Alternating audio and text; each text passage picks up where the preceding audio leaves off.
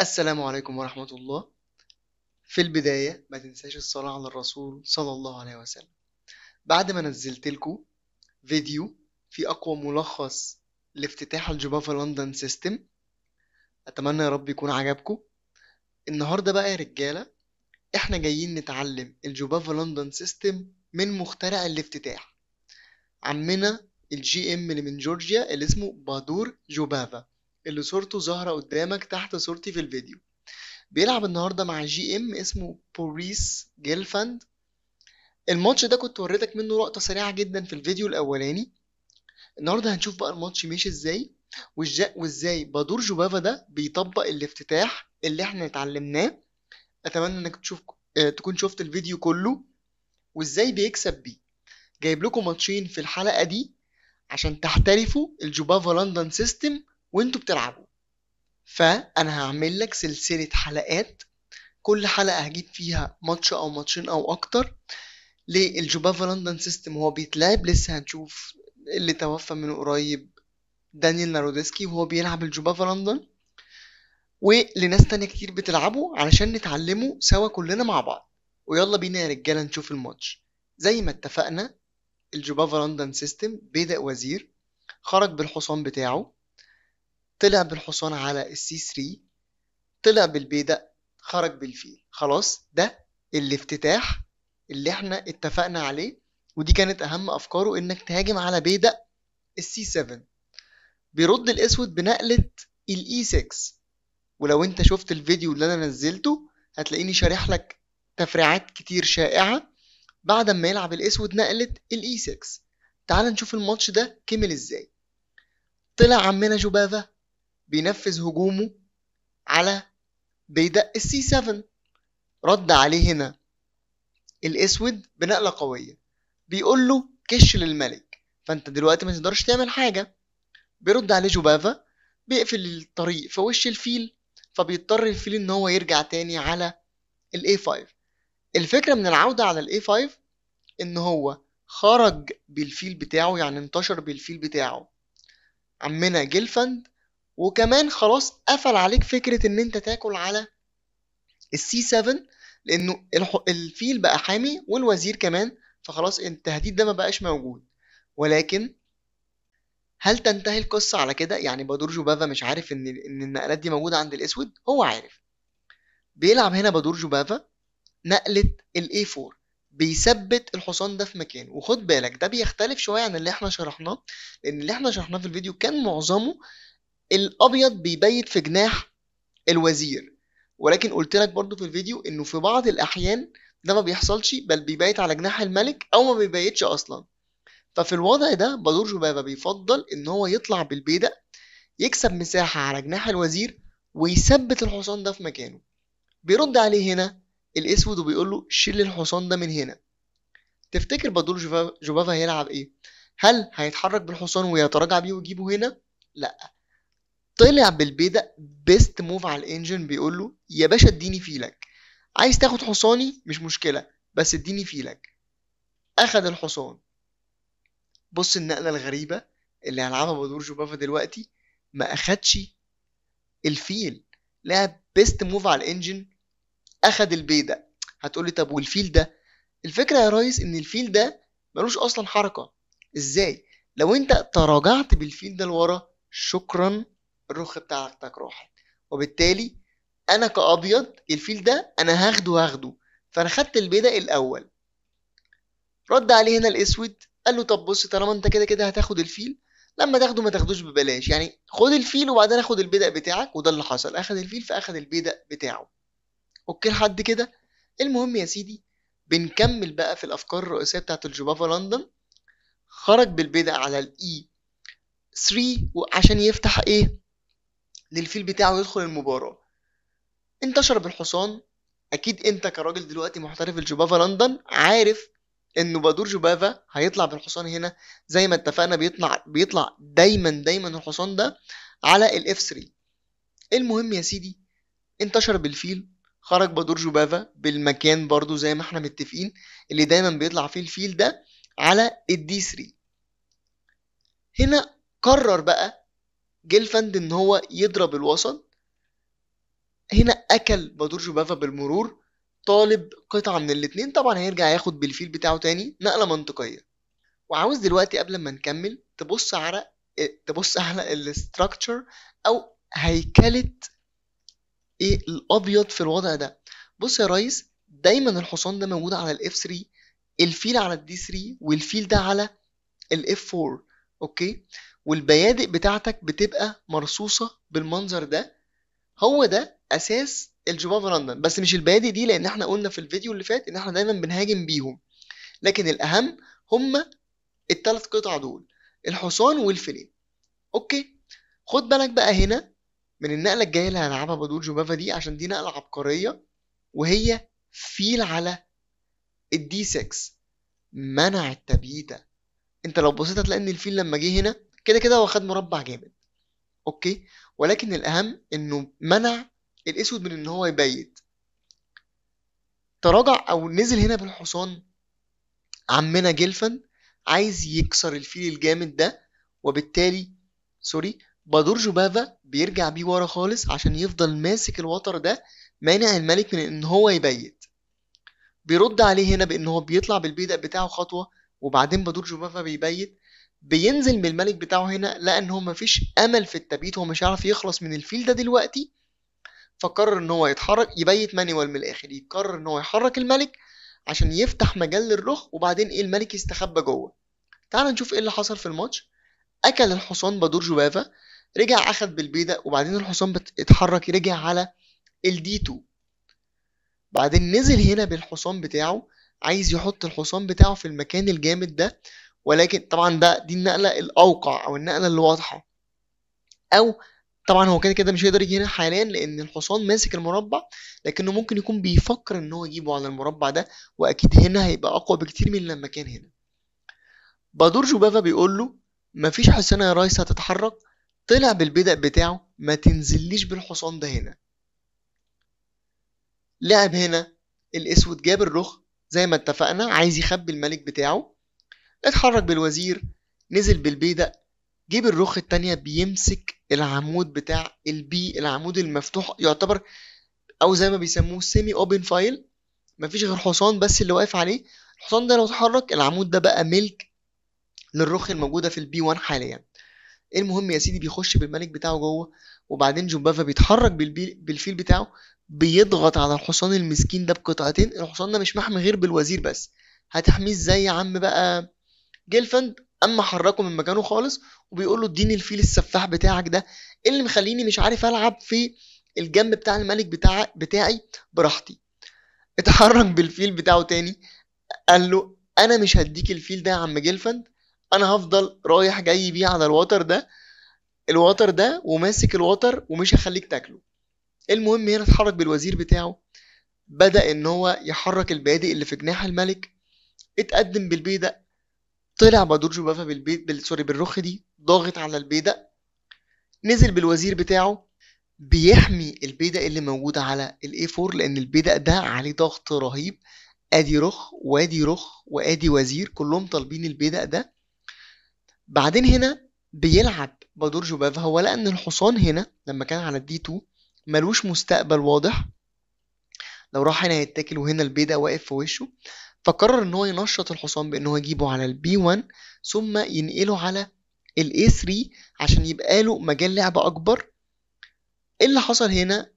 لعب بقى جيلفند او اللاعب الاسود يعني الحصان هنا، والكمبيوتر حتى مديها ان اكيورسي ليه، لان البدأ ده هو مطلوب بتلاتة بس محمي بتلاتة، ادي وزير وادي رخ وادي فيل، وبالتالي النقله دي ملهاش قيمه قوي. الكمبيوتر بيقول له يا عم كنت لعبت نقله الاي 5 وفتحت الوسط وفتحت العمود للرخ بتاعتك، فالنقله دي كانت غير دقيقه.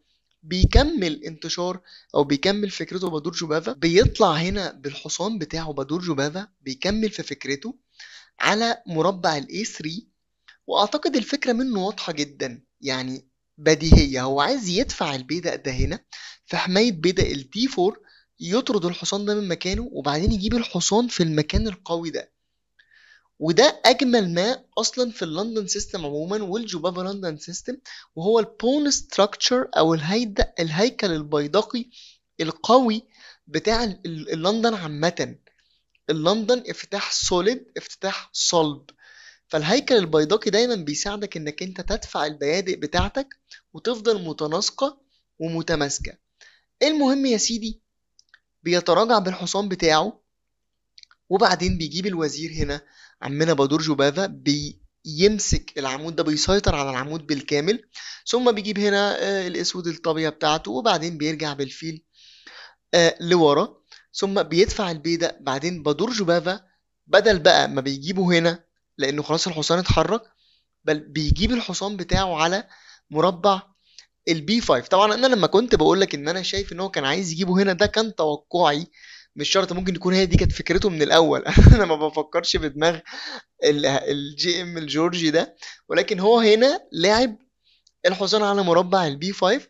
المهم يا سيدي اكل حصان، اكل بالبيدق بتاعه بتمبو على الوزير، شل يا عم الوزير ده من هنا. الوزير اتحرك وبعدين اخد البيدق. خلاص البيدق ده كده كده كان ساقط لانه جوبافا كان ضاغط عليه بقطع كتير جدا. بص بار التقييم يا باشا، تفوق تقريبا 4 لجوبافا في الوضع ده. وبص على زي ما قلت لك تاني البون ستراكشر او الهيكل البيدقي للجوبافا لندن سيستم. وبعد ما انت فتحت جناح الوزير وبيت ونقلت قطعك لجناح الوزير زي الوزير والرخ التانية، انت مسيطر على الرقعة ازاي من خلال الافتتاح ده. المهم جاي بيكسر، فقال له يلا بينا بقى نكسر كام قطعة كده حلوة عشان يتبقى لي في الاخر الفيل ده قدام الحصان ده، ووزير. اوكي طيب، في نقطة مهمة عايز اوريها لك وعايزك انت تبقى فاهمها. النهاية دي بيسموها نهاية فيل جيد قدام حصان سيء. هتقول لي يعني؟ بص يا ريس، الفيل ده ماسك كل المربعات السوداء دي وماسك الوتر ده بالكامل، اوكي، وكمان المربعات السوداء عند اللاعب الاسود اصلا فيها اضعافات. بص كل البيادق او البيادق الوسطية او اللي في المركز على المربعات البيضاء اصلا، وبالتالي يقدر الفيل ده ببساطة يتحرك على المربعات السوداء. ولكن العكس بقى، الحصان ده اصلا يقدر يروح فين؟ الحصان ده ما عندوش المربع ده وما عندوش المربع ده. طب لو الحصان ده جه هنا هيروح فين؟ الحصان ده حتى لو جه هنا ما يقدرش على سبيل المثال ان هو ينزل هنا، هيتاكل. ممكن ينزل هنا، بس بص معاه بقى كام نقلة علشان يتحرك اصلا ويدخل في مكان كويس. وبالتالي الحصان ده اصلا ما عندوش غير ان هو يتحرك الاول يجي هنا، وبعدين بقى يشق طريقه عشان يوصل، يحاول ان هو يراوغ بيه او يعمل بيه اي حاجة الاسود. وبالتالي الفيل ده افضل. المهم اتحرك بالحصان زي ما احنا قلنا، جه بيه على البي 6. جوبافا هنا طلع ضاغط على الحصان من مربع السي 7، بيرد عليه بان هو بيتحرك بالحصان. المهم اتحرك بالوزير، دخل بالملك جوه، جاب الفيل بتاعه في الوتر السفاح ده اللي في وش الملك او يعني اللي جنب الملك. خد بالك طبعا انت اكيد شايف انه دلوقتي في كش مات من هنا بالوزير على مربع الجي 7. هتعمل ايه؟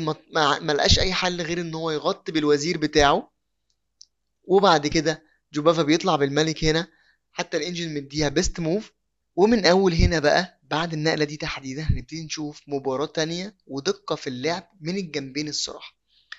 هنا الفكرة بس الاول من النقلة دي، جوبافا عايز يقتحم الجناح دوت بالبيادق بتاعته ويدخل كمان بالملك بتاعه جوه ويزنق الملك الاسود ده عشان يديله المات، وكمان يمنعه من ان هو يهرب. الاسود فاهم الكلام ده فدفع عليه البيدق عشان انت ما تدفعش بيادقك وتبتدي ان انت تخنق لي الملك بتاعي اكتر. هنا جوبافا كمل في خطته ودفع البيدق، ام قرب بالملك بتاعه، بيحاول ان هو يدخل بالملك بتاعه في المباراة ويبتدي يستخدم الملك كقطعة هجومية. انا عارف ان الكلام ده انت مش مصدقه، بس شوف باقي النقلات الجاية علشان تفهم قصدي ايه. المهم يا سيدي دفع البيدق، قام دافع البيدق، اكل بيدق في بيدق. بص اخد بالملك بتاعه والانجن مديها كمان بيست موف. الفكرة انه الملك هنا بيحاول يخرج من الكماشة اللي عاملها عليه جوبافا او اللاعب الابيض. هنا جوبافا بيتراجع بالفيل بتاعه لورا، ولو انت يا عم جيلفند عايز تنزل تاكل الفيل بتاعي ما عنديش اي مشكلة، هاخد بالوزير، وخد بالك في هنا بيدق سالك مستخبي، هرقي واجيب وزير تاني. ما بيعملش كده طبعا، بيدخل الملك بتاعه لجوه. ايه الهدف من النقلة دي؟ الهدف من النقلة دي هدف خبيث جدا. هو عايز يجي بالملك بتاعه هنا، وبعدين ينزل بالوزير ده يركب، او عايز يحاول يجيب ماتات من تحت. فالنقلة دي خبيثة جدا، حتى هي واخدة بيست موف على الانجن. نقلة عبقرية من جوبافا. دلوقتي لا، مش ديت، نقلة جاية قدام. هو هنا الأول طلع بالوزير، بيقول له يا ريت تيجي تكسر معايا بالله عليك، أنا عايز أكسر في وزير في وزير، وأدفع البيدق ده وآخد الحصان بتاعك، يا إما تسيبني أجيب وزير أو تسيبني أنزل أدي الكش من هنا. فما كسرش وزير في وزير لأنه كان هيخسر. أدي النقلة العبقرية اللي بقول لك عليها من جوبافا. بريليانت موف، ملك على الجي 2. بيقول للأسود هنا لا تجيلي هنا ولا تجيلي هنا. قفل عليه أي نقلات هجومية هو عايز يعملها. دفع البدء بتاعه، عايز يفتح الموقف، نزل اداله الكش اللي قلنا عليها من شوية. خلاص هنا جوبافا بقى هو اللي راكب الموقف، وبقى أفضل بكتير، وخلاص الماتش بقى بتاعه. طلع بالملك هنا على مربع الاف 5. لكن ما تنساش انه الكش اللي كان شايفها جوبافا من بدري غير الكش. انا كمان هاخد بيضة في الطريق وافتح على ملكك اكتر، وبالتالي فعلا اخد الملك وبكش. اتحرك الملك هنا خلاص على مربع الاف 6 علشان ياخد تشيك مات بالفيل من مربع الدي 8. الملك يعني المسكين ما عندوش ولا مربع يتحرك عليه، وبالتالي خلاص كسب بادور جوبافا. ادي اول ماتش شفناه بالجوبافا لندن سيستم من مخترعه. اتمنى انك تكون استفدت. يا ريت تعمل لي لايك وتسيب لي كومنت تقول لي ايه رايك في المباراه، وتقول لي هل بدات تلعب الجوبافا لندن ولا لا. ويلا بينا نخش على الماتش التاني. ودلوقتي حان الوقت ان احنا ندخل على الماتش التاني. بادور جوبافا بالابيض بيلعب قدام جي ام اسمه روسلان بانورينيف. المهم يعني عمنا روسلان ده بيلعب بالاسود. هيبتدي الماتش ازاي؟ خلاص بيدق وزير. احنا خلاص عرفنا الاوبننج الجميل بتاعنا دوت. حصان، بيدق، وبعدين فيل على مربع الاف 4. اوكي. بيرد بقى هنا بنقلة السي 5. ولو انت فاكر من حلقة الملخص اللي شرحنا فيها الجوبافا لندن، قلنا على النقلة دي يا باشا بتلعب اي 3. هيلعب ايه بادور جوبافا؟ اي 3. احنا خلاص اتعلمنا الاوبننج. بياخد بدأ في بدأ، بياخد بالبدأ بتاعه، وبعدين بينزل بالاي 6. بيقول له يا عم بادور، انا عارف ان انت عايز تلعب النقلة دي وتحط ضغط مباشر على مربع السي 7، او تنط وتكسب، يعني تنط بالحصان هنا تدي فور كش وتاخد الرخ. فانا هريح دماغي من الليله دي كلها وهطلع لك ببيدق الاي 6، ما تطلعليش بالحصان هنا. بيرد عليه جوبافا دلوقتي بانه بيلعب الفيل خلاص زي ما اتفقنا على الدي 3. انتشار عادي جدا. طبعا انت عارف ان الحصان غالبا هيجي هنا، ده الافتتاح الطبيعي. بس خلينا نشوف ايه اللي هيحصل في الماتش. نزل بالحصان طالب البدء اللي مش محمي بأي قطعة. طلع جوبافا هنا بالحصان على مربع الاي 2. غير، ما جابش الحصان هنا، بينتشر بالحصان وفي نفس الوقت بيحمي البدء اللي على الدي 4. مش ناقص في الانتشار بتاعنا غير زي ما احنا متعودين الوزير يجي على مربع الدي 2. تعال نكمل الماتش. طلع ببدء الاي 6، بيزود دعم لبدء الدي 5. وهنا بنلعب كوين على الدي 2 مكملين في الافتتاح. بيبدأ يهاجم مستر روسلان اللي بيلعب بالاسود على جناح الوزير. هترد زي عم جوبافا بيت في جناح الملك. طيب، وهنا لازم يبقى لينا وقفة. ليه بدور جوبافا هنا بيت في جناح الملك؟ رغم ان احنا اتفقنا لما كنا بنشرح في الافتتاح انه غالبا بتبيت على جناح الوزير، ولكن في الماتشين اللي فاتوا جوبافا بيت في جناح الملك. طب الماتش اللي فات شفنا عرفنا ايه اللي حصل، لكن في الماتش ده الفكرة هنا يا جماعة وبكل بساطة، وانت تقدر تستنبطها او تفهمها، انه روسلان اللي بيلعب الاسود بدأ اوريدي هجوم على جناح الوزير. النقلة الجاية هيدفع بيدق على البي 4 عشان يطرد الحصان ده من هنا. وبالتالي لو هو بيت في جناح الوزير في خطر على ان الجناح ده يتهاجم عليه. وبالتالي قرر جوباف ان هو يبيت في الجناح الامن اللي هو جناح الملك. وحتى هي الانجن مديها بيست موف. وتعالى نشوف ايه اللي هيحصل في الماتش. بينتشر بالفيل بتاعه، طلع ببيدق ال A3 بيقوله لو انت هتدفع على الحصان بتاعي فانت مش هتطرد الحصان بتاعي من هنا، لان ببساطة هاكل البيدق اللي انت هتدفعه. بيرد عليه بان هو بينتشر بالفيل، وبعدين بيطلع بالبيدق اللي على ال H3. هل يا ترى عايز يبتدي جناح او هجوم في جناح الملك بدفعة ال G4؟ لسه هنشوف. المهم بيت، بعدين جوبافا جاب الرخ بتاعته عايز يمسك عمود الإي، نزل بقى هنا بالحصان كابتن روسلان. طيب ايه الهدف من نقلة الحصان دي هنا؟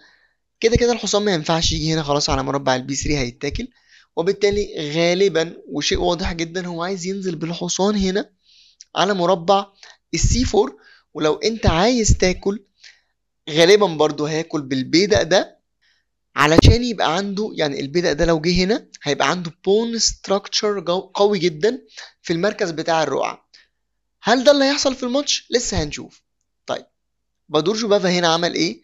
جاب الرخ على عمود الدي، ودي نقلة مش عاجبة الانجن، ومدي بدأ يدي تفوق للاسود. بس خد بالك برضو من حاجة، بالنقلة دي بادور جوبافا بدأ ينقل القطع بتاعته لجناح الملك، الجناح اللي مبيت فيه اللاعب الاسود. تعال نكمل المباراة. نزل بالوزير بتاعه هنا، نقلة مش مفهومة لأنه ببساطة البيدق ده اوريدي محمي بالحصان. هو عايز يعمل ايه من نزلة الوزير على البي 6؟ لسه مش عارفين. جوبافا هنا بدأ يحضر أو إن هو يحشد قواته أو القطع بتاعته يعني في جناح الملك بنقلة حصان على الجي 3. بعدين كابتن روسلان جاب الرخ بتاعته على مربع السي 8، والانجن شايف ان النقله دي غير دقيقه، وبيقول له كنت المفروض يا عم روسلان تلعب الروك اللي كانت على الاف هنا على مربع الاي 8. طب ليه كان عايزه يلعب على مربع الاي 8؟ هتفهم دلوقتي، لانه في تكتيك هنا للابيض يقدر يعمله ويقتحم جناح الملك. تعال نشوف ايه اللي هيحصل في الماتش.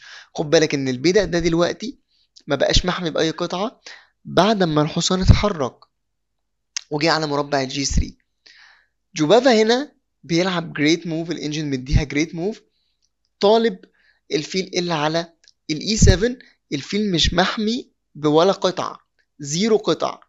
اوكي، يعني هو الوقت لو اخد الفيل ده هياخده بتشيك وبفورك، وهياخد الرخ التانية، وانت حتى مش تقدر تاخد الحصان بأي قطعة. اخد الحصان اللي طبعا اللي كان نازل يعمل لبش هنا، وبعدين جوبافا اخد الفيل اللي على مربع الاي 8، سوري الاي 7. خد بالك الرخ دي لو كانت موجوده على الاي 8 لما قلناها من شويه ما كانش قدر ياكل الفيل، لكنه اخد الفيل وكمان اقتحم الصف السابع. وبعد ما اخد الفيل واقتحم الصف السابع، خد بالك انه دلوقتي هو مشكل ضغط على الفيل ده. الفيل محمي بالحصان، ولكن الحصان ده لو اتحرك الفيل ده بيسقط مباشره. اوكي، فدلوقتي عمنا روسلان لاعب ايه؟ نزل بالفيل بتاعه لتحت على مربع الاي 7، وبرضو الكمبيوتر شايف ان دي نقله او يعني ان accuracy move، نقله غير دقيقه. كان المفروض ان هو يلعب كوين على الدي 8، يعني يتراجع بالكوين على مربع الدي 8 هنا بدل ما يلعب الفيل، يجي بالكوين هنا او بالوزير هنا يطلب الرخ ديت. اوكي، بس هو ما لعبش كده، هو لعب الفيل هنا. تمام، ودي نقله غير دقيقه من روسلان. وقف الفيديو دقيقه واحده وحاول تجيب نقلة بادور جوبافا اللي جاية. Brilliant move. طيب أتمنى إنك تكون وقفت الفيديو وحاولت تجيب النقلة. النقلة هي Brilliant move، بيشوب على ال H6. البيشوب جه هنا وجوبافا بيقول روسلان اتفضل خد البيشوب بتاعي مجانا. الفكرة ان انت لو خدت البيشوب ده الوزير هينزل لك مباشرة على مربع ال H6 طالب الحصان اللي على ال F6. طيب حاجة تانية عايز اقولها، الماتش ده للأسف مش باين التوقيت بتاع المباراة كان قد ايه. يعني انا وانا بحلل الماتش ده انا مش عارف اذا كان هو كان رابد ولا بليدز ولا كلاسيك ولا ايا كان، لكن الفكرة في انه النقلة اللي لعبها روسلان هنا بصراحة ما ينفعش، يعني مش منطقي انه جي ام قرب على 2700، لانه انا شفت تقييمه كان 2700 او قريب من 2700. يلعب نقلة بصراحة تبدو يعني ساذجة زي دي، بان هو اخد الفيل، رغم انه يعني اكيد جوبافا مش هيديك الفيل ده مجانا. يعني ممكن يكون الماتش بصراحة كان يعني بليدز او حاجة زي كده، عشان كده هو اتسرع واكل الفيل، رغم انه يعني انت كنت تقدر تلعب مثلا البيدق هنا، انت مش خسران حاجة، اضعفت المربعات اللي حوالين الملك، لكن احسن ما الوزير ينزل لك هنا طالب الفيل وفي رخ هنا، يعني في كشمات جاية. ولكن ده اللي حصل في الماتش، اكل البيدق، طالب الحصان، فاتح عمود في وش الملك هيجيب اجله. المهم يا سيدي هنا روسلاند ده كمل بنقلة تانية غريبة، نزل اخد الحصان اللي على السي 3، ويعني مش مفهوم هو ايه لازمة النقلة دي دلوقتي. حتى اصلا الكمبيوتر بيقول له العب بيشوب دي 3 بيشوب دي 7، يعني هات البيشوب ده على مربع الدي 7 هاته هنا. الكمبيوتر شايف ان دي كانت افضل نقلة في الشكل ده، بس هو لعب النقلة الغريبة دي. بعدين هنا جوبافا ما استعجلش ان هو ياخد الحصان، بل نزل ادى كش للملك طالب الحصان اللي على الاف 6، والملك بيدخل لجوه او يعني بيجي على الاف 8 طالب الرخ. هتعمل ايه يا عم جوبافا؟ جريت موف، اخد الحصان. ودلوقتي تعال نبص على الموقف اللي قدامنا، بقى رخ وحصان قريبين من الملك جدا، وفي فيل قادر ان هو ياخد البيدق اللي على الاف 5. ولو انت رجعت اخدت بالفيل بتاعك بعد ما ناخد بالفيل بتاعي، هتاخد احلى كش مات في نص دماغك يا عم روسلان. هنا روسلان لعب الرخ، اخد الفيل اللي كان على الدي 3 كده، هو اخد قطعتين في الرخ، فده يعتبر مش وحش. وبعدين جوبافا هنا اخد الرخ، وانا بدور على الماتش ده عرفت ان النتيجة دي انتهت بانه روسلان اللي بيلعب بالاسود استسلم في البوزيشن ده، خلاص استسلم وجوبافا كسب. وتعال نشوف هو ليه استسلم سريعا. انا حللت الموقف ده ولقيت انه الاسود عنده نقلات دفاعية، لكن هي مش بتوصل لاي حاجة. النقلة الاولانية هي رك على الاي 8. انت لو لعبت النقلة دي انا ببساطة هاخد الرخ بتاعتك، هترجع تاخد بالملك، بعدين هلعب النقلة القاتلة رك على الاي 1. الفكرة في النقلة ديت انه خلاص انا هاخد الفيل ده دلوقتي طالب الوزير بتاعك، وانت ما تقدرش تاكل بالبيدق، لانه ببساطة البيدق ده مربوط على الوزير بتاع الابيض او مربوط على الملك، ما تقدرش تحركه. وبالتالي هيبقى عندي الرك هنا ووزير جنبها، وخلاص الكش مات جاية. ده اول تفريع. طيب الاسود برضو عنده رد ان هو يجي بالوزير هنا طالب الرخ ديت، بس ده اضعف اصلا من نقلة رك على الاي 8، لاني لما انت هتيجي بالوزير هنا هنزل اخد الفيل دوت، لما هتاخد وزيري هاخد وزيرك، هيبقى معايا رك هنا ورك هنا اكتف، وانت معاك رخ في اخر يعني في الصف الثامن سوري، او في العمود يعني الاولاني خالص، ما بتعملش اي حاجة، وحصان على الجانب بالرقع تماما مش عارف اصلا يدخل في اللقاء، وانا معايا رخين اكتف، وكده كده هكسب الماتش. عشان كده استسلم روسلان اللاعب الاسود في الموقف ده، واستسلامه منطقي. ودلوقتي انا حابب سريعا ان احنا نرجع لاول اللقاء ونشوف الماتش ده ازاي مشي بالجوبافا لندن سيستم من بادور جوبافا، وازاي جوبافا قدر يكسب الماتش ده بسهولة جدا زي ما شفنا. الماتش بدأ بالافتتاح خلاص اللي احنا كلنا حفظناه، الجوبافا لندن سيستم. سريعا لعب البيدق، انتشر جوبافا لندن الانتشار العادي جدا، بس هو كل الفرق انه بدل ما يطلع بالحصان هنا طلع بيه هنا، وبعدين بيت في جناح الملك. وبعد ما بيت في جناح الملك زي ما شفنا بدأ ان هو يحشد القطع بتاعته. فاكر لما قلت لك النقلة دي بيجيب القطع بتاعته على جناح الملك، وبعدين بدأ يهاجم على الملك من خلال بعض النقلات التكتيكية، واخيرا البريليانت موف اللي خلصت الماتش. اتمنى انك تكون استفدت، واتمنى لو انت استفدت تعملي لايك على الحلقة بعد اذنك، وكمان تكتب لي كومنت تقول لي ايه رأيك في الحلقة وايه اللي انت تحب نشرحه خاص بالجوبافا لندن سيستم بشكل عام. وتابع معايا عشان لسه هنزل ماتشات تانية للجوبافا لندن سيستم بتفريعات مختلفة، وهحاول ان اجيب لاعبين مختلفين علشان نبقى محترفين في الجوبافا لندن سيستم. واشوفك الحلقة الجاية.